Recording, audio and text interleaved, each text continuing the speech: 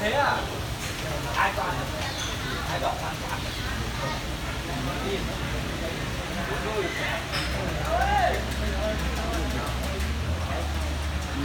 Phải làm cái giỏi. Nó to như con đinh, nó mà phạt ở phòng.